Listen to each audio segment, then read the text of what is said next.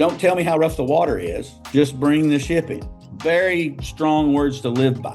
So part of leadership is you take ownership of everything, whether it's your fault or not. And, that's what I think about is like hiring the right people. Man, if you got somebody that's always making an excuse, you probably need to start interviewing and looking for people that are going to get things done.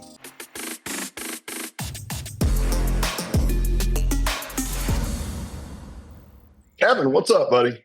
Hey, Rick, how are you? Good, man. How are you? Look at that. Look at that vest. Yes. Hey, $33 on Amazon. Embroidery, I don't know what it costs because my wife took care of all that.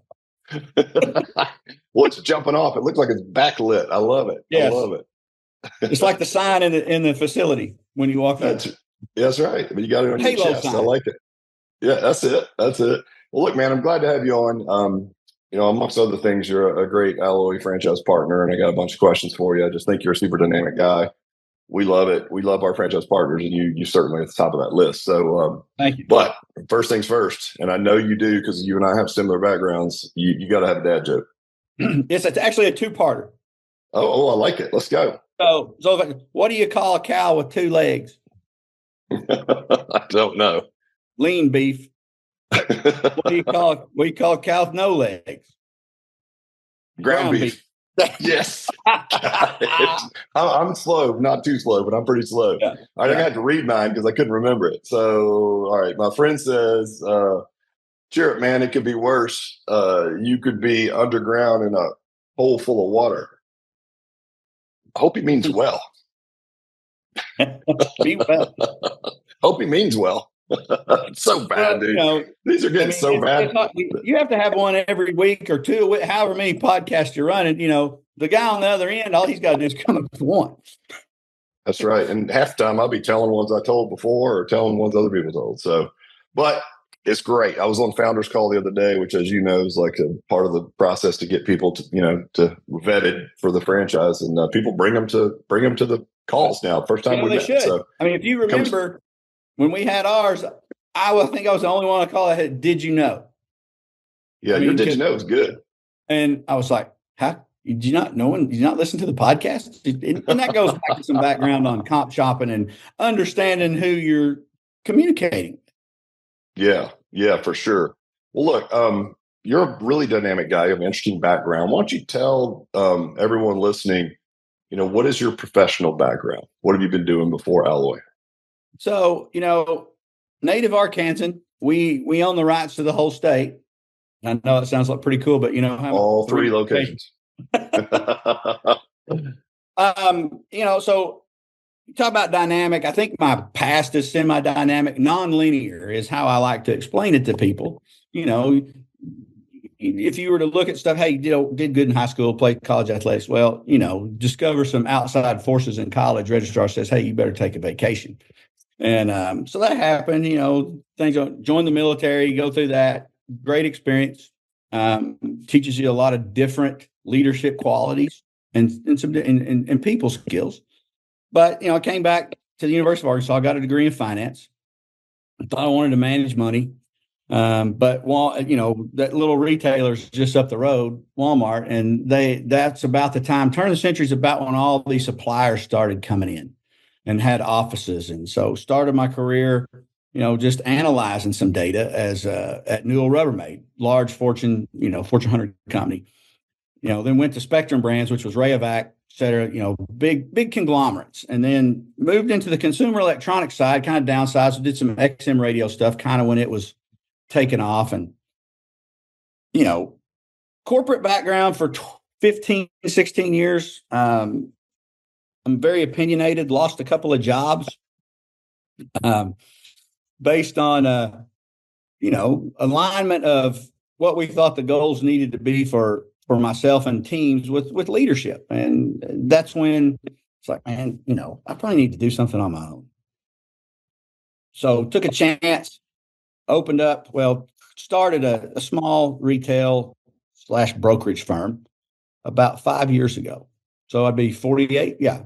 Late 40s. And, with that, and in that time frame, you learn some things, you hire some people, you fire some people, you kind of stuff. And it's like, man, franchise. So I started studying franchises 2021, went down the road pretty far on a couple of them, like Discovery Day, or Founders Call, Next Steps Discovery Day. And, COVID came and it's like, I'm not going to get into a people game here. So I backed off. And then, my franchise guy, Terry Coker at Franchoice, he's like, hey, what do you want to do? What you got passion for? And it's, man, hunting and fishing, but I don't know any hunting and fishing franchises out there. Can get paid to do that? Yeah. And I said, health and wellness, big category, probably not going to stop. COVID probably perpetuated a little bit more. He goes, well, hey, we got this thing, Alloy. Like, okay, what is it? Personal training, and fitness is part of my life. I have passion for that. I have passion for, talking to people, trying to stay healthy because, as you age, you want to continue to be able to do the same things that you've done your whole life. And then, talked to Clay at Repham and this, and I was like, okay, pro forma looks pretty good. We can go on. And then we had a call with you, and, that was, we get into the why Alloy part. Right. I guess that's a perfect segue.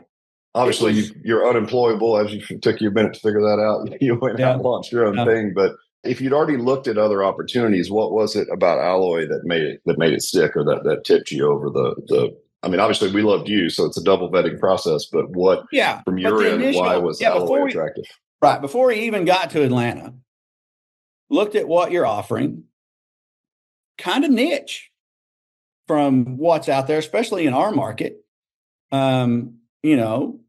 Then got on the call with you, and it was, I don't know. It's one of those things that happen. There's individuals that come along in your life, and it's just like, poof, here we go. Yep. I'd drink beer with that guy. That's always something you need to ask yourself is basically, did you drink beer with this guy? Yep. So, and then we came to Atlanta, met the team. It's like, okay, hey, we're going to do this. And that's kind of just, it was gut. There's some quantitative things that were involved that you need to study. You talk about that quite a bit, podcast wise. Yeah. Hey, you go with gut feel, but hey, if you got some numbers, you probably need to study it and take a look. Right. But you got to take a bet. You got to make a bet. And we were wanting to make a bet on something. And so here we are. Yeah, I love it. And especially based on your background, obviously culturally, it was a great fit.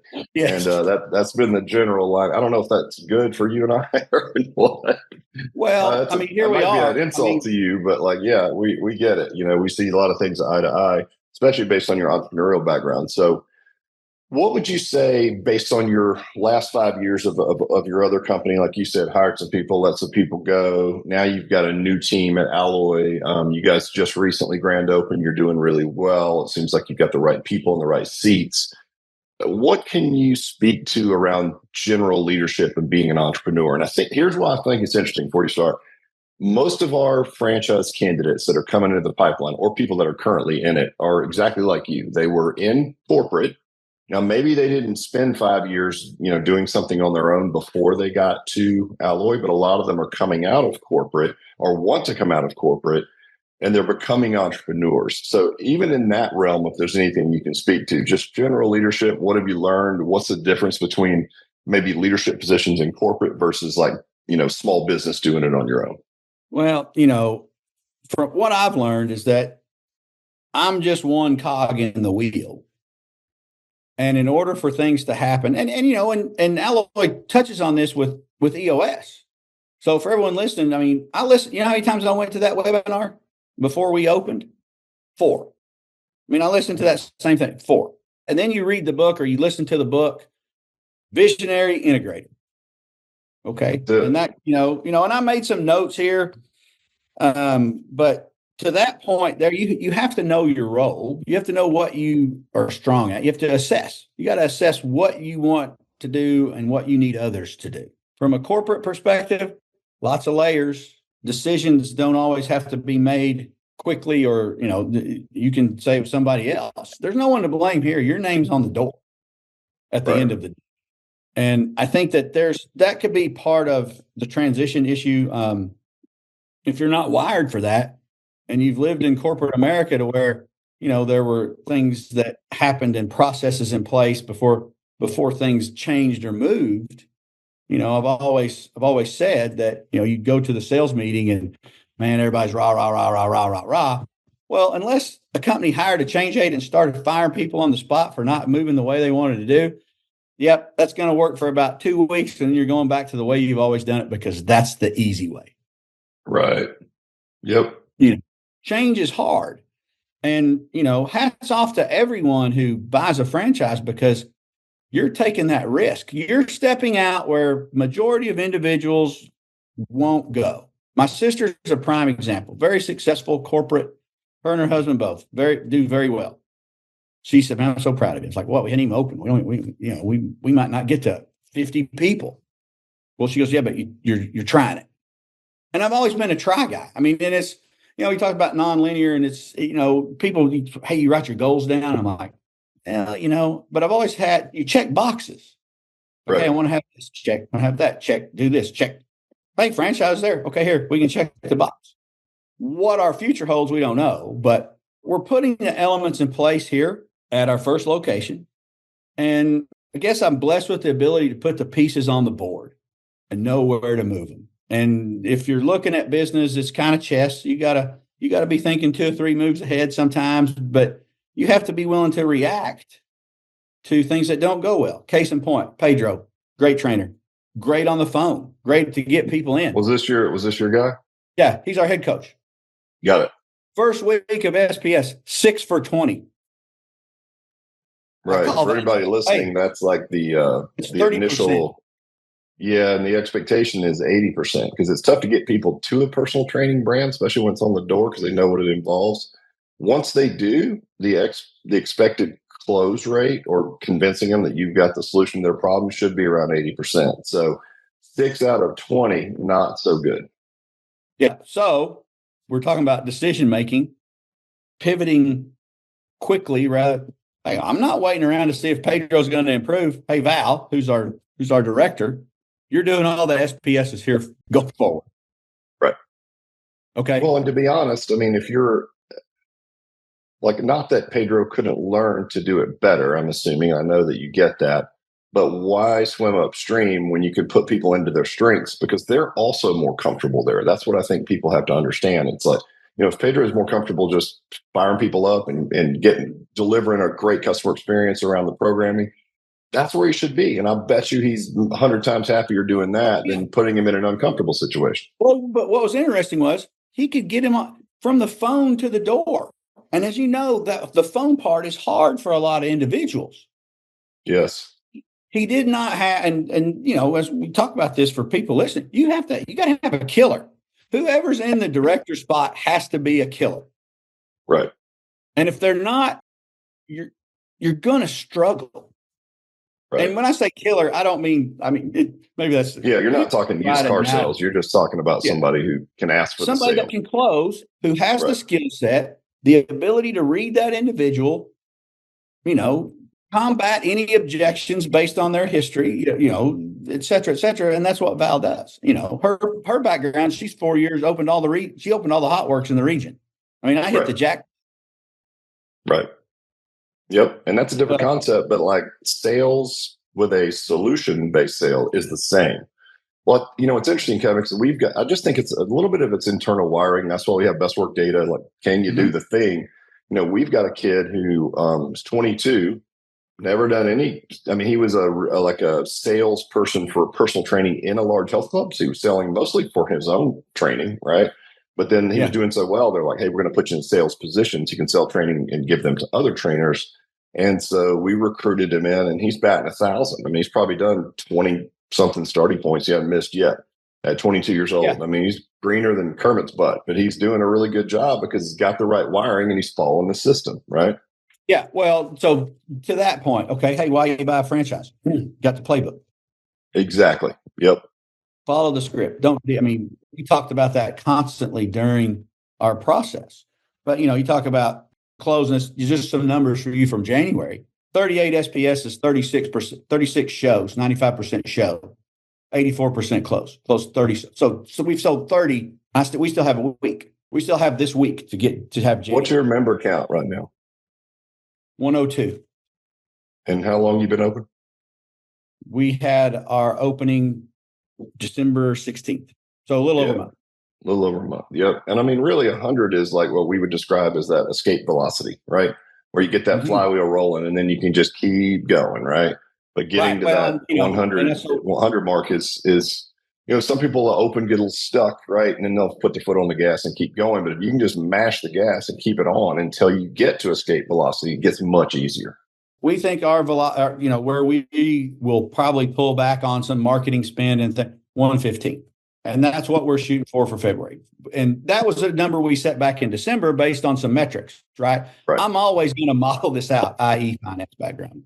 But I love it. I'm going to try to model it out. And hey, you know what? I've been pretty darn close. I had 102 for this month, and I'm damn near on it, but there's still a week. We got 8 SPSs this week. If we stay true to form, we should have 108 by Saturday morning. Perfect. But 115 stretch goal, 120. You know, and we want to be at that. We want to bill $40,000 a month, because that puts you in a very nice position, and it puts you in the top 20% of all open clubs. Which who doesn't want to be there? We're gunning for those top guys. Yep. That's the other piece that in our organization here is that we are all wired to put our foot on your throat. That's so aggressive. Well, I mean, and when we went to training, we're kind of gauging how we perform versus others in our training class. Right.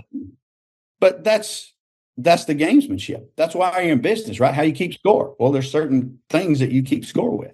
Well, and that goes back to, you want to climb the mountain just because it's there. It goes back to the core value of competitive spirit, which I know a lot of those things, if you're in big corporate and you hear core values, you're like, wow. I mean, it's something you talk about once a year at some offsite, a sales training thing. And to your point, you forget 2 weeks later, but like we really mean it, because if you're wired this way, it might, like if you hear it, it comes from a place of like tactical. You're a finance guy. It's numbers, right? It's projections, it's percentages, but it doesn't matter, because the end result, and people that are coming at it more from an altruistic standpoint, the end result is more people doing the thing in market that you want, even if you're motivated by just, again, typical, like maybe in my past talking to trainers, it's like, I don't care about money. I just want to help people. It's like, well, the money is how you basically keep score of how many people that you're helping, right? It's 1/6 dozen of the other. It's the way I look at it.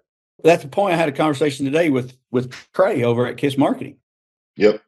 If you do the things you're supposed to do and do them well, the money will follow. You have to have a focus on revenue.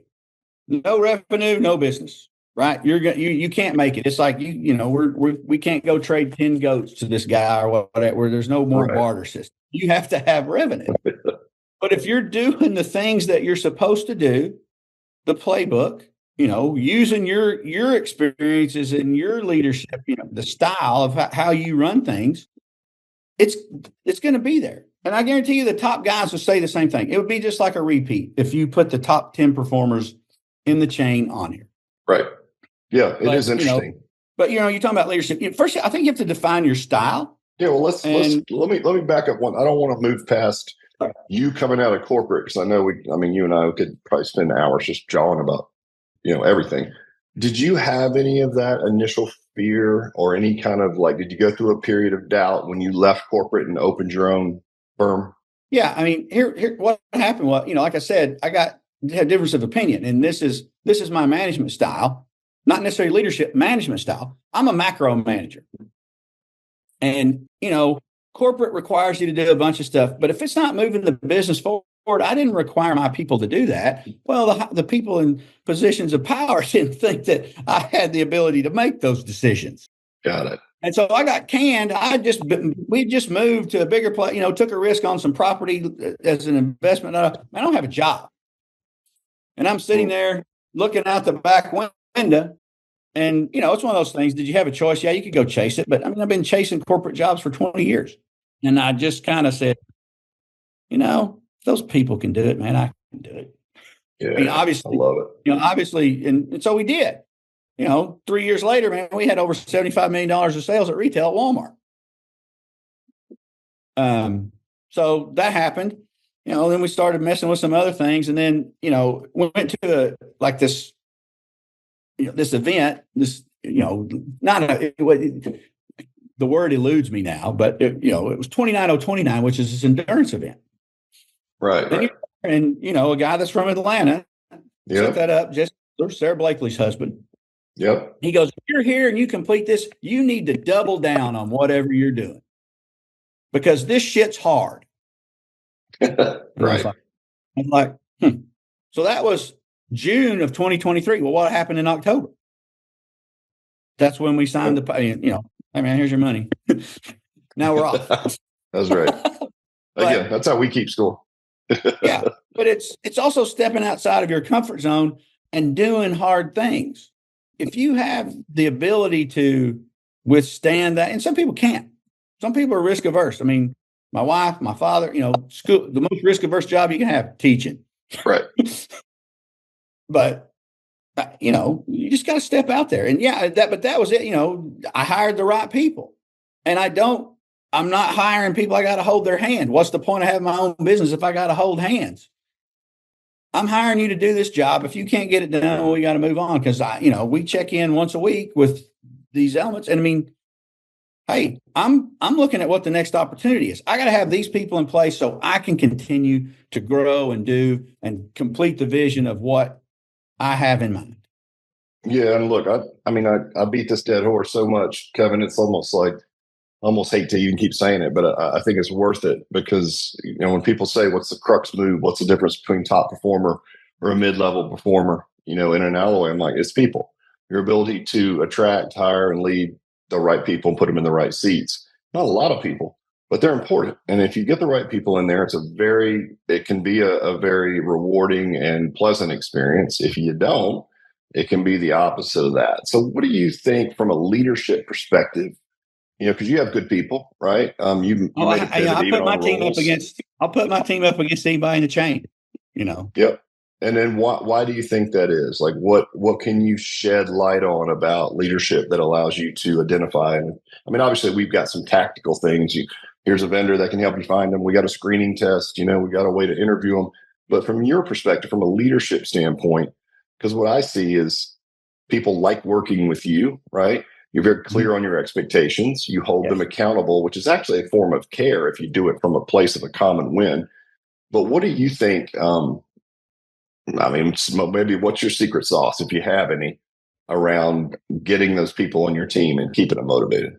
First off, you have to have the energy that I bring to the table, which is I'm a fairly high energy guy, or that's what people say.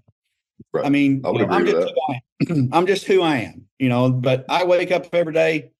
Some days better than that, but we've got energy and we got passion for living, right? So then we channel that energy into passion for work.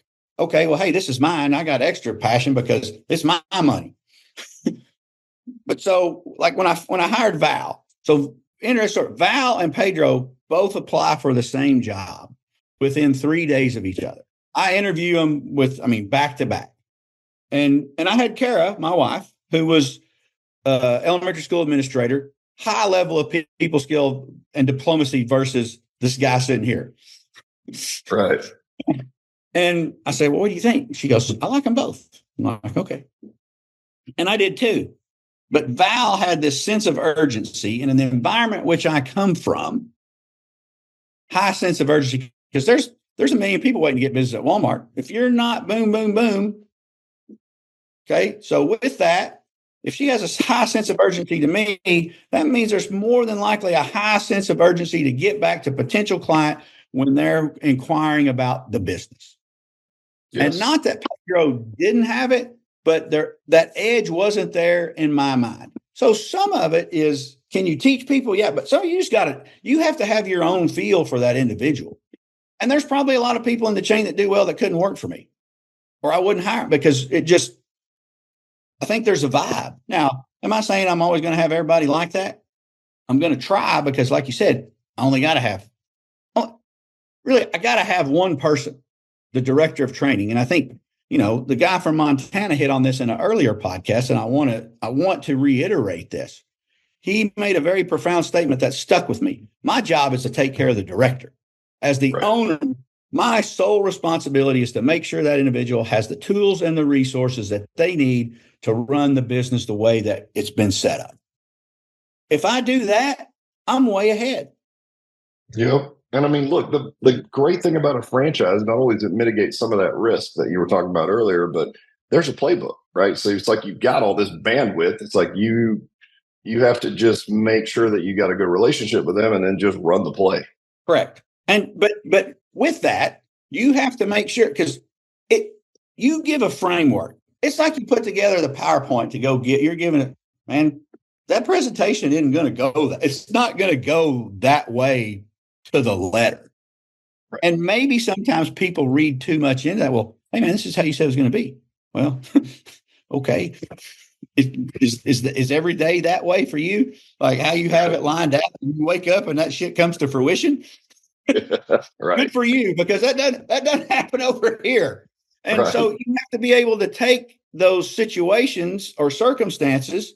Okay, hey, what do we need to do here? I know this is what they say, but man, this isn't working. Case in point. And, you go to training, there's a big push on grassroots and organic marketing, right? Yes. Yep. We did 0.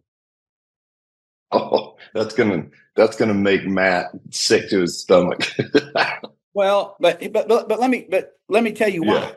Right. And this is leadership, ownership, interpretation in my opinion. Yep. It's November, December, weather's crappy. I'm generating really strong social leads. I have people that are pressing the button that want to talk to somebody. To me, that's about as organic as it gets.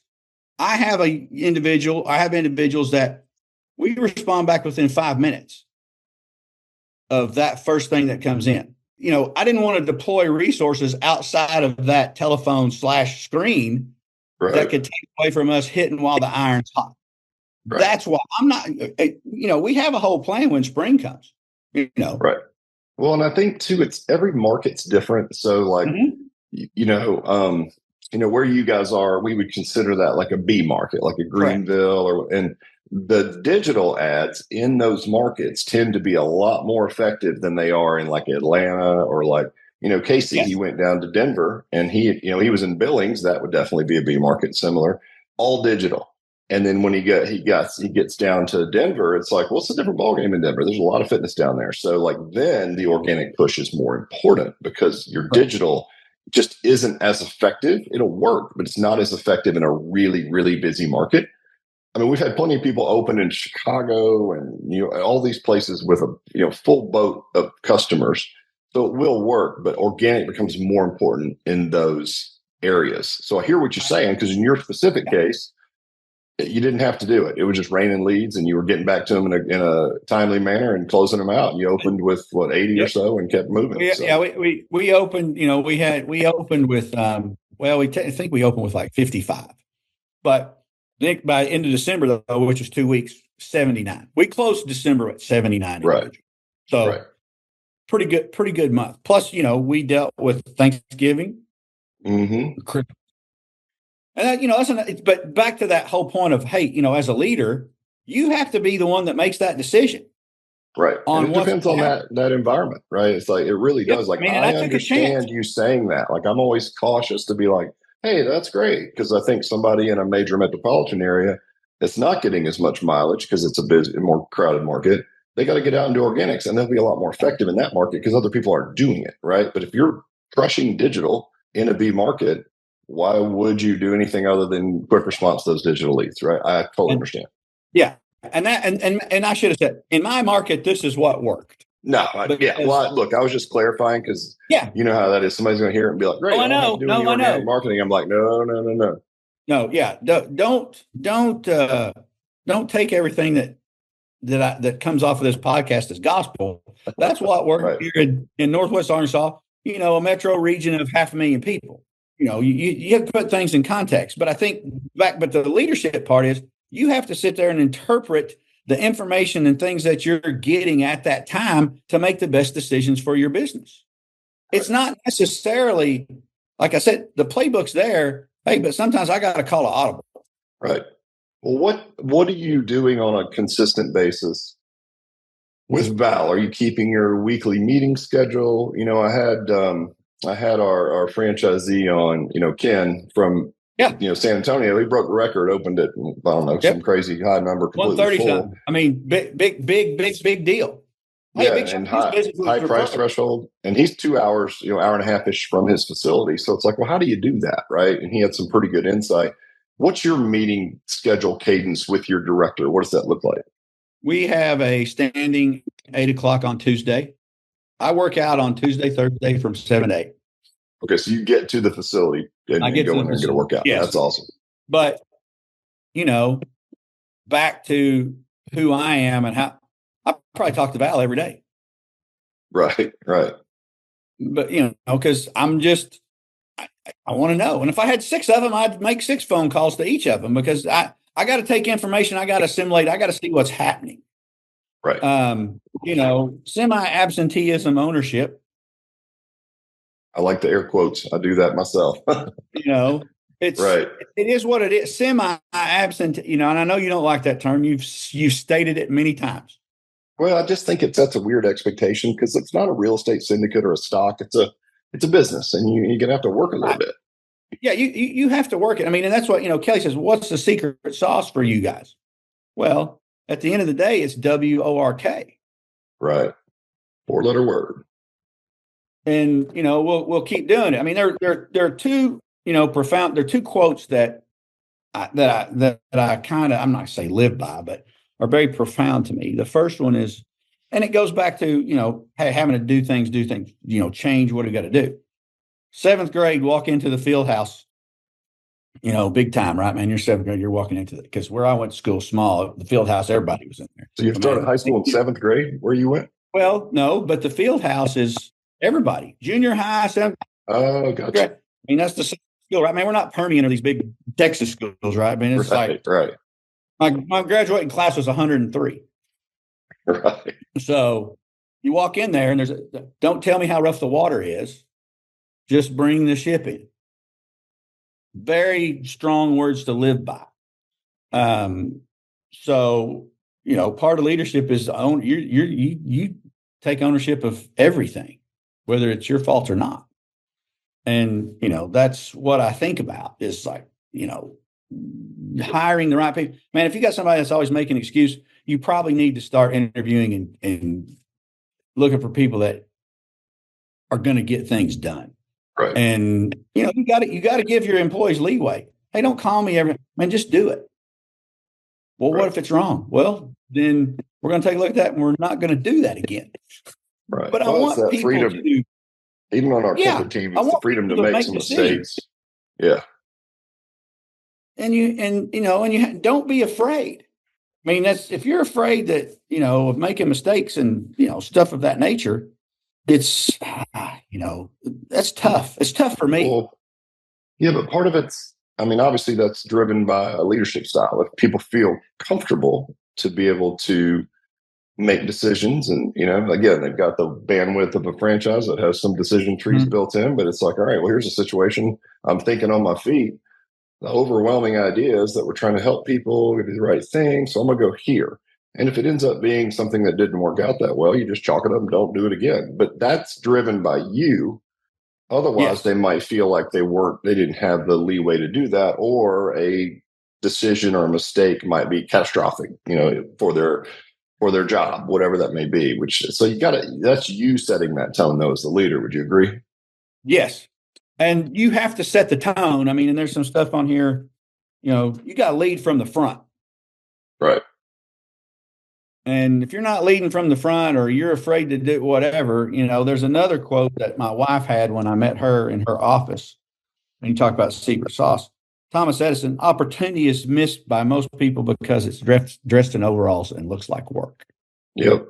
So don't ever think that you can't do or you're too good to do things, but lead from the front. If you have to have a style, I probably have a transformational leadership style if you want to get into vocabulary and textbook it, and macro management. So many times you hear about what's wrong. Oh, man, that guy's a micromanager. Well, shit, I don't want to be that. Right. And if you are, why did you hire someone? You're hiring somebody because they're the expert, or they have the ability in the role that you're putting them in to be the best. Let them be the best. Right. Like, you have Matt, Jared, those guys have big jobs. You can't hold their hand. No, I think we're really good about letting people do what they're good at and getting out of their way. And that little bit of autonomy, again, there's something that has to be done. Franchising is very rule-based and litigious, even at the corporate level, especially. So it's like there's certain things that we can and cannot do, but within those confines or those guardrails, you got to let people work it out. And in doing so, there's so much more job satisfaction when they're solving big problems in their mind, right? Within those parameters, again, they're solving problems. And I think as humans, that's what we're wired to do. It's like, here's a problem. If I solve this problem, then I feel good, right? I'm doing something of value. And so I think there's something to that. Even in a one location alloy, it's like, all right, what's happening here? This client is saying this. Here's the conversation I'm going to have, right? It's all within those guardrails, but there's still a million and one little things that they're going to have to make decisions on the fly. And really, it's about core values and what is the ultimate thing we're trying to accomplish. Like, all right, we're going to be honest. We're going to tell people what it is. We're going to treat them with kindness. So with that lens, I'm going to say this. And if it's a miss, then you just don't do it again. Yeah. You're going to make mistakes.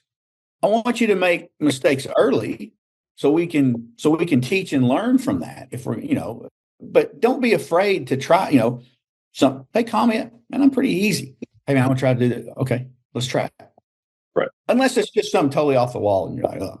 But for the most part, your employees are playing within the realm of what Alloy is, what the core values of the organization are. So let's see. Yep. I love it.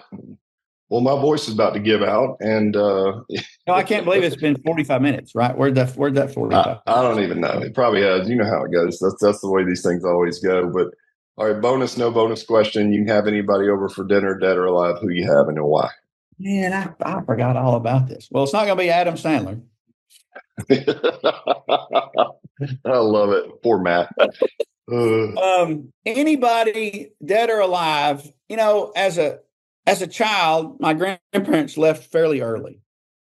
So I think I would have my mother's parents over to talk to them at this age. Right. What would you ask them? I don't know that I would ask anything. I would just want to talk about how they came up. My grandfather's from Louisiana. What was it like? Just some of the stuff that you missed. And we visit them, but when your grandparents die when you're 7 or 8, you don't really get that relationship. Right. Yeah. Agreed. Love it. Good answer. Well, look, we appreciate you, my friend. Keep kicking butt. Man, we're gonna keep on keeping on, I guess, Rick. Yes, sir. But kudos to your team and the support that they give us. And, that's the other thing. As a leader, you need to take advantage of resources that are there.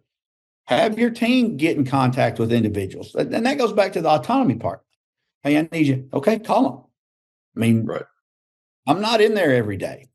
You're here every day. And that, that's another thing is that looking at stuff and talking about, transformational style, but also having buy-in from your team on a lot of things.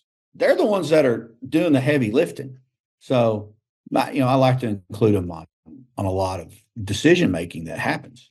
Yep. Well, there's something to be said for that, right? What does that feel like from their side? Well, there's more buy-in. I love it.